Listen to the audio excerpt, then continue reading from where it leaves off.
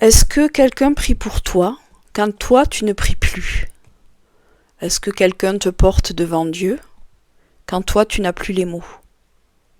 Aujourd'hui, l'Évangile nous fait entrer dans un moment très intime.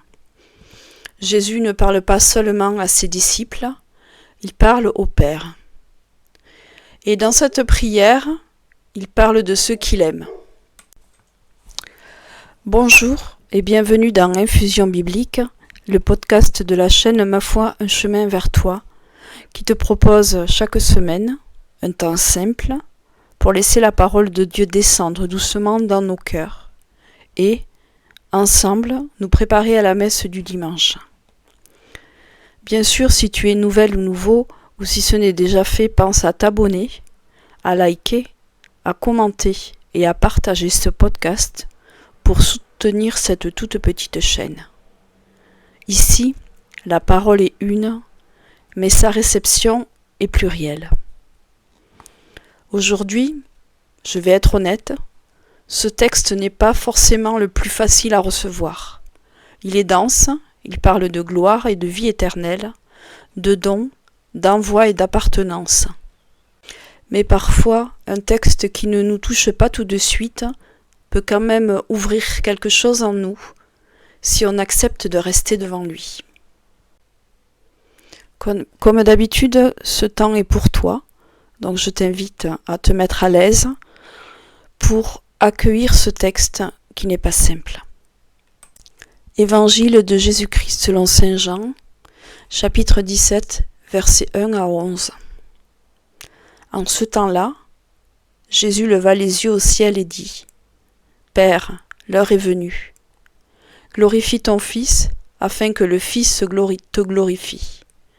Ainsi, comme tu lui as donné pouvoir sur tout être de chair, il donnera la vie éternelle à tous ceux que tu lui as donnés.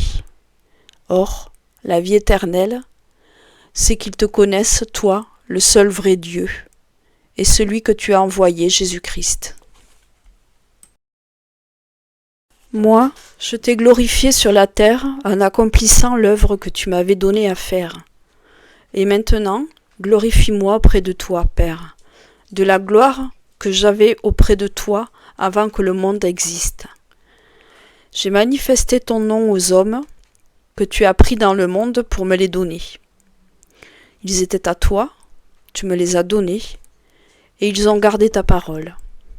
Maintenant, ils ont reconnu que tout ce que tu as donné vient de toi, car je leur ai donné les paroles que tu m'avais données.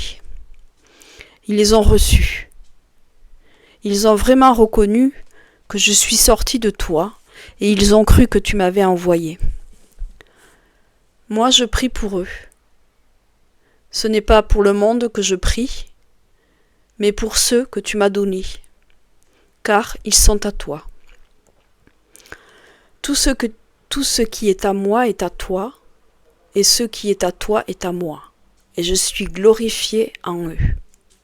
Désormais, je ne suis plus dans le monde, eux, ils sont dans le monde, et moi je viens vers toi. Acclamons la parole de Dieu.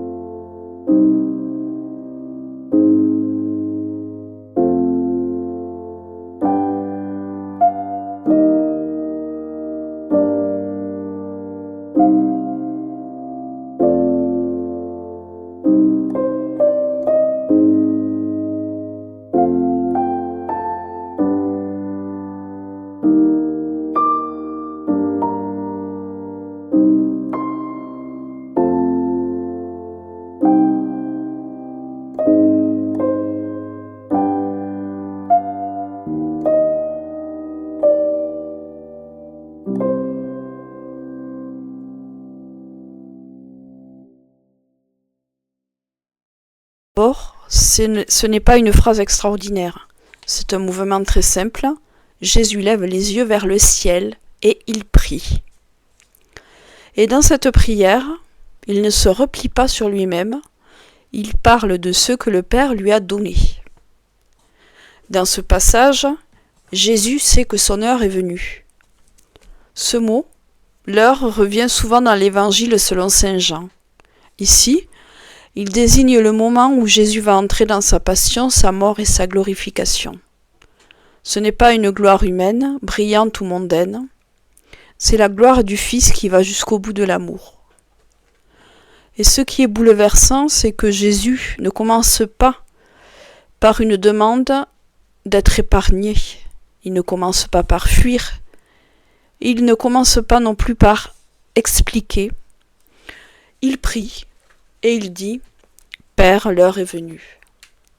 Cette phrase peut nous rejoindre dans nos propres heures difficiles. Pas forcément des heures dramatiques, mais ces moments où quelque chose bascule. Que ce soit une fatigue, une solitude, une inquiétude, une impression de ne plus savoir comment avancer. Et là, Jésus nous montre une attitude. Il se tourne vers le Père et il ne garde pas tout fermé en lui. Il remet son heure entre les mains du Père. Moi, ce que j'entends ici, c'est une invitation très simple. Quand l'heure est lourde, quand je ne maîtrise pas, quand je ne comprends pas tout, je peux encore lever les yeux, même pauvrement, même sans grandes phrases, voire même sans émotion. Mais Jésus ne prie pas seulement pour lui, et c'est là que le texte devient plus proche de nous. Dans ce texte, Jésus dit « Moi je prie pour eux ». Cette phrase est courte, mais elle peut soutenir toute une vie spirituelle, parce qu'elle renverse quelque chose. Souvent, on croit que la foi repose uniquement sur nos capacités à prier, à croire, à tenir, à être fidèle, à bien faire. Mais ici, Jésus révèle autre chose.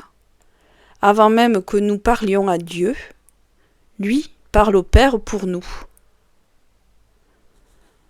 Ce n'est pas une petite idée rassurante ajoutée au texte, c'est dans le texte. Jésus prie pour ce que le Père lui a donné, pour nous. Et pour moi, c'est peut-être là que le passage devient concret. Parce qu'il y a des moments où je prie mal, des moments où je prie vite, des moments où je prie sans y croire vraiment, des moments où je ne prie presque plus non plus. Et pourtant, ce texte me dit, ma relation à Dieu ne dépend pas seulement de ma force intérieure, du moment. Le Christ est là et il intercède. Il porte les siens devant le Père. Dans la foi catholique, Jésus est reconnu comme l'unique médiateur entre Dieu et les hommes. Le catéchisme le formule clairement au paragraphe 480. Cela veut dire que je ne suis pas seul à porter ma prière, que je ne suis pas seul non plus à porter ma foi. Je ne suis pas seul à porter mes manques. Et là, une question peut descendre doucement en nous. Est-ce que j'accepte d'être porté par la prière du Christ? En suis-je digne?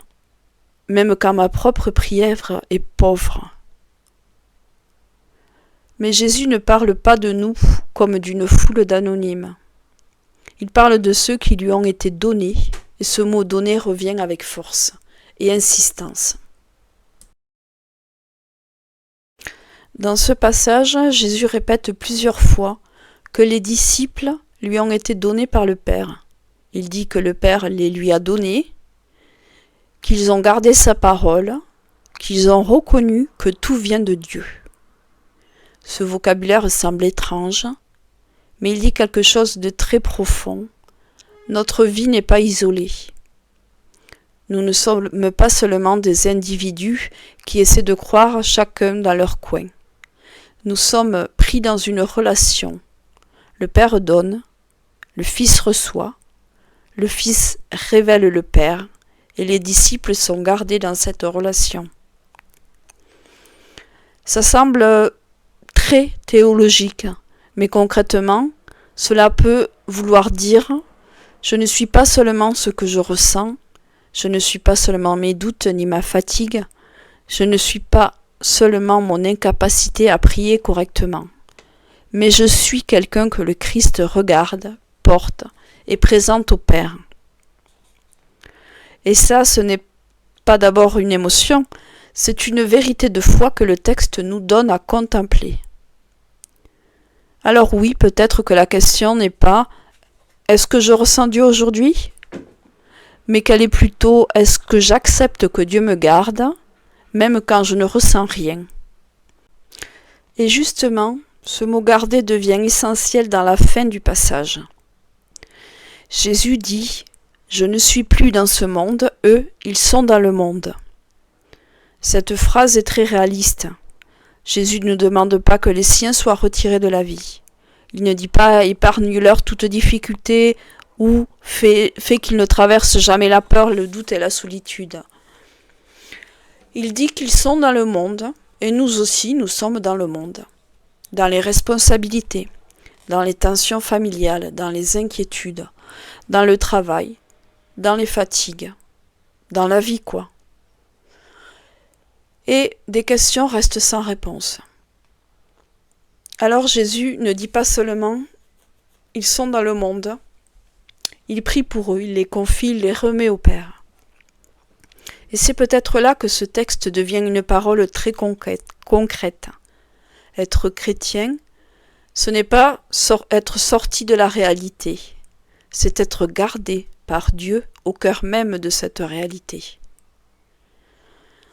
Il nous garde au cœur de cette réalité, mais ne nous protège pas de tout, ne nous dispense pas de tout, mais il nous garde. Il nous garde, cela ne veut pas dire non plus que tout devient facile, mais je pense que cela veut dire que je ne suis pas livré à moi-même finalement. Alors je peux me demander dans quelle partie de ma vie ai-je besoin d'entendre que Jésus me confie au Père. Et si je rassemble tout ce chemin, je crois que ce texte ne nous demande pas d'abord de tout comprendre, il nous demande peut-être de nous laisser porter. Au début, ce texte peut sembler loin. Il parle de gloire, de vie éternelle, de relation entre le Père et le Fils. Mais si on reste devant lui, une parole simple finit par apparaître. Jésus prie pour les siens. Il prie avant de partir. Il prie quand l'heure devient grave. Il prie pour ceux qui restent dans le monde. Il prie pour ceux que le Père lui a donnés.